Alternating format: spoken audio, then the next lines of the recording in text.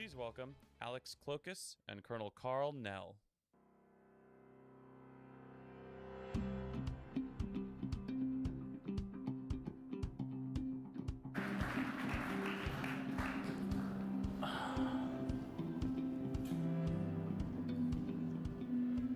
Hello, everyone. Thank you for coming this evening. I'm glad that we are the final talk of this year's SALT event. And I'm very excited to discuss what I consider to be one of the most consequential questions of our lifetime, which is, are we alone in the universe? And I'm very lucky to have Karl Nell here joining me for this conversation. Karl, thank you so much for coming. And Anthony and AJ over at SALT, thank you so much for hosting this. So Karl, maybe to begin, can you share a little bit about your background, who you are, and perhaps why people should care what you say? Sure. Well, thanks, Alex. It's a pleasure and honor to be here, and it's a fantastic event, and I'm glad to see a large bunch of folks that stuck it out to the end for this talk. So I was fortunate. I had a four-year ROTC scholarship to Penn. I graduated with a degree in electrical engineering. The Army sent me overseas to do signal corps engineering projects, so I did a lot of strategic comm projects in Europe. I ended up working in Army Space Command. I commanded a satellite ground station, war trace to the Joint Chiefs. I spent some time at Wright-Patterson Air Force Base. The Army ultimately sent me to get a master's in mechanical engineering, a master's in strategic studies, graduate work in computer science. I was on track to stay in, but I decided that I wanted to pursue more of a technical career. So I got out and ended up working at Bell Labs, which was a fantastic place. Unfortunately, I was there during the trivestiture that folks may be familiar with, where the company got split up. I left Bell Labs and ended up working in Lockheed Missiles and Space. I worked at Northrop Grumman. I've ran strategic technology programs in the defense industry, worked for a lot of the three-letter agencies, ultimately was a deputy chief of staff, or deputy CTO for a $2 billion company. I was a vice president general manager of a Northern Virginia-based R&D firm. I stayed in the military, in the reserve. I commanded at every grade level through brigade. I was fortunate to stand up the Army's newest expeditionary MI brigade. I was the deputy chief of staff for a combatant command. Ultimately, this experience sort of combined to give me the opportunity to come in and advise Army Futures Command, the largest reorganization in the Army Reserve since really 1973, on how the Army could be more effective. And my last assignment was involved with the UAP task force, which maybe is the most apropos for this discussion. And so, Karl, here's the million-dollar question. Do you believe that a higher form of non-human intelligence has visited this planet? Right. So non-human intelligence exists. Non-human intelligence has been interacting with humanity. This interaction is not new, and it's been ongoing. And there are unelected people in the government that are aware of that. And so, Karl, that is quite a bold statement. I'm wondering, and I'm curious, how confident are you that that is true? There's zero doubt. And Karl, what evidence have you seen? What was the moment where you developed this level of conviction? Because what you're saying is extremely consequential and very important. And I know that a lot of people here, even perhaps, may not believe that statement. Right. Well, probably a better way to ask that is, how can the folks in the audience come to a common understanding of what this phenomenon is? And so there's sort of two tracks here. One is from first principles, and another is actually from the data. So let's take a look at the data. So we can look at some folks that have very high level access to information, like Paul Hellyer, who is the defense chief for Canada, has come out and said the same thing. We can look at Ham Eshed, the head of Israel's, or former head of Israel's Space Force, has said the same thing. Chris Mellon, Deputy Assistant Secretary for Intel, SAPCO, has essentially said the same thing. Lou Elizondo has said the same thing. David Grush has said the same thing. David Grush cleared for presidentially level material. So you're looking at people that are in a position to know this, and they're telling you the same thing. You could take a look at the Gang of Eight in the Senate and in Congress. So there's two members of the Gang of Eight, Marco Rubio and Senator Chuck Schumer, that signed up to the UAP disclosure amendment last year that basically said they're not being told the truth, and we need to push forward on that. So that's sort of an overview of some of the data. From a first principles standpoint, what's so unusual about this realization? There's billions of stars in the galaxy. Life here evolved in 500 million years, which is basically a blink of an eye. We've found planets around every star that we've looked at. It's likely that the universe is full of life. If you look at the SETI program in particular, the SETI program has all the same assumptions that you would accept and probably make with respect to this topic, except that they believe that non-human intelligence is transmitting signals here. But at the same time, like, we're not transmitting signals. SETI doesn't transmit signals, and the only signals that are actually broadcast of high enough power into space for somebody to pick up come from broadcast television and ballistic missile early warning systems, which you could argue our technology is moving away from. We're going to satellite, we're going to fiber. Broadcast TV is a thing of the past. And if you get to some state where society is stable, maybe we don't need ballistic missile early warning systems. So the other guy is probably not going to transmit. But what the other guy may do is come here if that's possible to do. And there's physics models that suggest that that may be possible. And Karl, I mean, what you're saying is extremely consequential, and you've referenced other people that have said the same thing that also have similar credibility. There's similar reasons for why we should believe many of these folks, yet the government itself has not formally disclosed. They've been very reluctant to do that. Why? Why do you think that is? So there's 6 basic reasons, and this, again, you could draw this out from first principles. There's a national security reason. There's the lack of a plan. There's the potential for societal disruption. There's the possibility that there's some non-public agreement. There's the potential for misdeeds and the desire to cover up misdeeds. And there's just the basic organizational intransigence and lack of priority that might be associated with the topic. So all these things are factors. The issue is that really the national security issue subsumes all the others. And so there's an opportunity maybe to contract the national security issue, similarly to what was done with nuclear weapons and nuclear energy, such that nuclear energy is not necessarily classified and is available to the public. But lack of a plan and the potential for societal disruption are key ingredients that would prevent any responsible leader from coming forward with information that they don't have the means to address in a responsible way. It would be irresponsible to do that. Okay, so what you're saying is that you have absolute conviction that a higher form of non-human intelligence has visited this planet, that there are factions within our own government that know about this, yet we still don't have a plan, and they may represent a security issue. This may pose a threat to humans, yet you still believe that we should disclose. Is that right? Correct, right. So there's really 3 reasons that trump all those others. And those others are basically valid, like I said. So the first issue is the moral right. The government exists for and by the people. And so the nature of reality is fundamentally not government information. People have a right to know the world in which we live, and the pursuit of happiness requires that knowledge. So that's sort of the first kind of overarching philosophical foundation for this. But, as a corollary to that, if there are misdeeds that were done, then they need to be remediated. If there's lack of proper oversight, which is suggested by some of the whistleblowers, that needs to be remediated. So the first issue is the moral issue.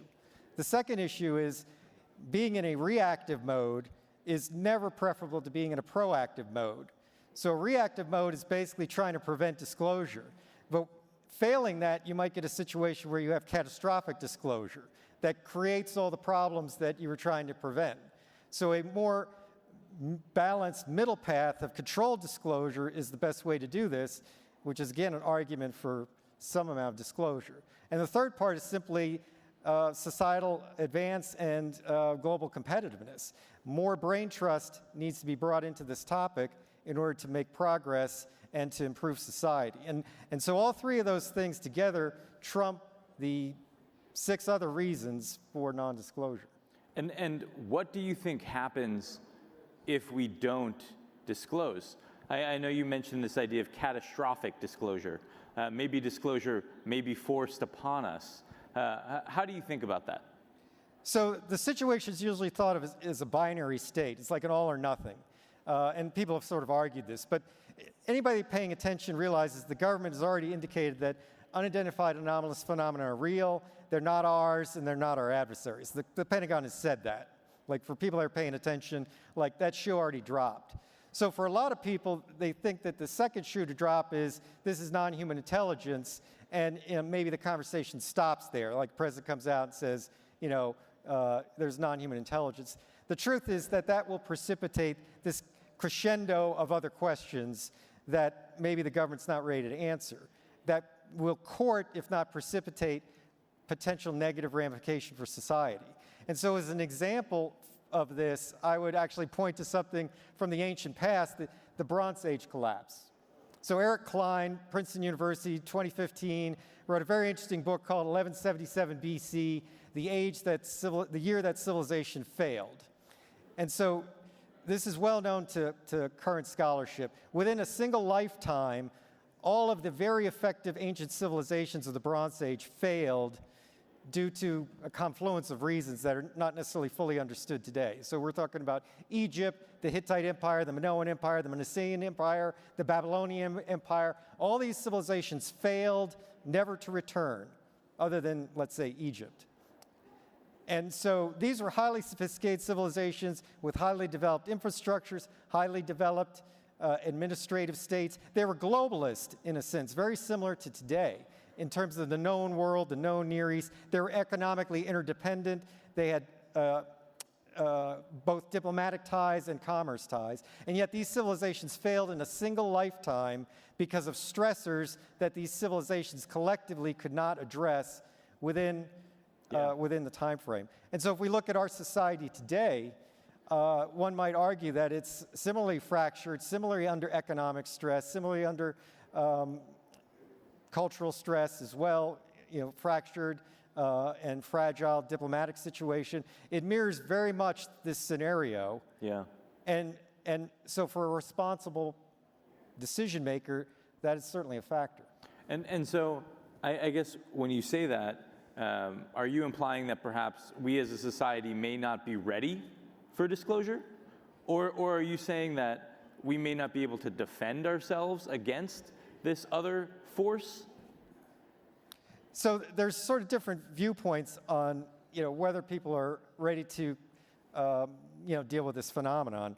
And popular culture is kind of infused with this stuff. Roswell became a meme a long time ago. We got programs on ancient aliens, Skinwalker Ranch, all this stuff. I guess I would draw an analogy, though, for people that believe in a certain faith tradition, whatever that faith tradition is, and hold to that and subscribe to that in a very serious and devout way, and sort of pose the question, even for folks of that ilk, and I would count myself as one, if you're confronted with the reality of your religious belief system, like the reality of the metaphysical, an angel, a messenger from God, what have you, that's going to be a sea state change in your way of dealing with reality, right? Even though you already believe it, right? So it's one thing to believe and it's another to know.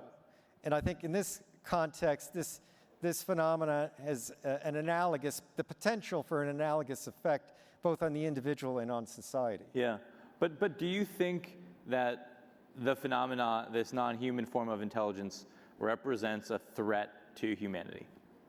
So this is a good question too, and some of the other folks have sort of framed things in that light.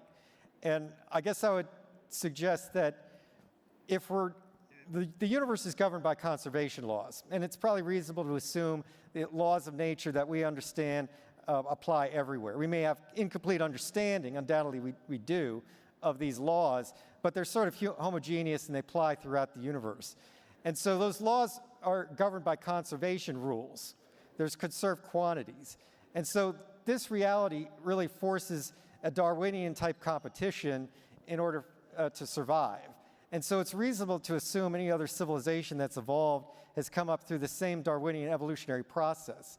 So I think it's naive to expect complete altruism until and unless you get to a state of post-scarcity, where you essentially have no physical needs that we're kind of encumbered with in this universe. And so in some sense, it's the economics of the future that are going to determine whether there's cooperation, competition, or some kind of symbiosis, and inform the intention. But to assume either malintent or complete altruism, I think, is somewhat naive. Yeah. So it sounds like what you're saying is it's impossible to know the true intentions of a higher intelligence. We may be competing for the same scarce resources. We may not be, right? We may be almost irrelevant to them, and they may be acting altruistically, although we cannot safely assume that. And so I guess I'm curious, if we continue down this disclosure path, do you believe that disclosure is inevitable? So again, people that sort of look at this topic and study it, and there have been some good examinations on this from a historical standpoint, have realized that, like, we're not in really a new state. Like, this sort of disclosure emphasis has come and gone over time. And so this is not the first time we've arrived at this stage. I would suggest that maybe the peak of this current cycle happened last December with the Schumer amendment, and then it got rolled back. It was defeated in the House. And so it remains to be seen, if the process is going to continue. One hopes and can maybe draw a little bit of confidence that maybe this will come around is the colloquy that Senator Schumer and Senator Rounds had back in December. After their amendment got killed, they basically went on the Senate floor and articulated their rationale for the legislation. And I think Senator Schumer, to quote him, almost said it was a travesty that this did not pass. So this is, a bipartisan colloquy on a topic that I guess most people would probably consider fringe, and yet these two senators felt the need to do that and to double down on their desire to see this through. Yeah. So hopefully we'll see maybe a reintroduction of some version of that this summer with the goal of maybe putting it into the NDAA by the end of the year. Do you think that it's imperative that the United States leads on the disclosure efforts? So this is an interesting question, too, because this is a global phenomenon, and it's affecting other countries just like the United States. The reporting on this is clear over decades. Other countries have reported this stuff. And not only that, the Vatican has come out and made statements that reference or tangentially reference this topic. So organized religion has a say in this topic as well. So it's really a whole of planet, whole of humanity problem. And so the U.S. has got its role to play, but these other countries have their role to play, and it would behoove us to recognize that U.S. action could be preempted by another party, and it would be probably more conducive to work collectively. Yeah, I mean, I think the one thing that I don't fully understand that I'd love to get your thoughts on, Karl, I mean, if we assume that a higher form of non-human intelligence has been visiting this planet, if we assume that some of the statements made by folks like Dave Grush are true, that we have crash materials, and if we assume that those craft that we may have exhibit characteristics that defy our current understanding of physics, it would seem that that technology would provide an incredible strategic advantage to whatever nation ends up reverse engineering it first. And so, to me, that would imply that there is a race happening to reverse engineer this, and that this topic would be a top priority. Do you agree with that? So I think some of what you say is a reasonable conclusion to be drawn, and I've suggested something similar in past statements. The point here, though, is to go from a pre-disclosure to a post-disclosure world, maybe two stable states that are separated by an unstable middle ground. And so how you make that transition, again, bespeaks to the concern about this catastrophic disclosure. And this has come up in sort of arms regulation, too. Mutually assured destruction, however much we don't like it, is sort of a stable kind of, geostrategic regime. The Reagan-era defense shield idea is also a very stable scenario, but to go from one to the other is very unstable. Yeah. And so this topic sort of mirrors that. Yeah, and I know you and I were talking earlier about this idea that in order to really understand the phenomena, it's likely that we have to further our understanding of reality itself. And I guess I'm wondering, I can imagine a future where we acknowledge and we know that there is a higher form of non-human intelligence, yet we still don't truly understand the phenomena. We still don't truly understand reality. And so I guess I'm wondering, do you think that we'll ever truly understand what's going on? Or if part of the game, part of the journey, part of life itself is operating in an environment where at least part of it is fundamentally unknowable to us? So it's a totally philosophical, epistemological question, right? Really about the nature of knowledge itself, right? Like, how can we know what we know, and how can we be sure about what we know? I guess personally, I subscribe to the idea that there is an ultimate truth, and that humanity, being created in the image of a higher power, is endowed with the quality to pursue an understanding of that. And so our part of our objective in this existence is to seek that out and try to understand that ultimate truth to a greater and greater degree. And this would be a component of that, obviously. Yeah. Well, Karl, I really appreciate you taking the time to chat with us today. I'm hopeful and optimistic that together maybe we can move the ball forward here and further our understanding of what is really going on, because I certainly agree with you. I think it is very consequential that we figure this out. So thank you again for coming. Thank you again to SALT for hosting us. And thank you all for listening. Bye. My pleasure. Thank you.